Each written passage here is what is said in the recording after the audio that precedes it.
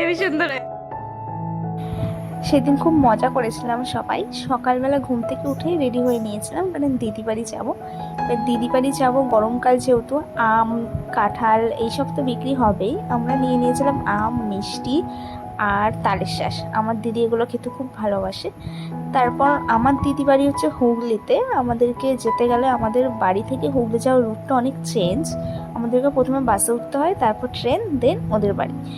তারপর আমি ওদের বাড়ি চলে গেছিলাম। দুপুরবেলা কি করে সেটা ভিডিও তুলতে পারিনি। বিকেলবেলায় চা খেয়েছি, ফুচকা খেয়েছি। আর ফুচকা খেতে খেতে সবাই খুব মজা করেছিলাম। বন্ধ কর। এবার আমারটা এবার নেওয়া। হেবি সুন্দর।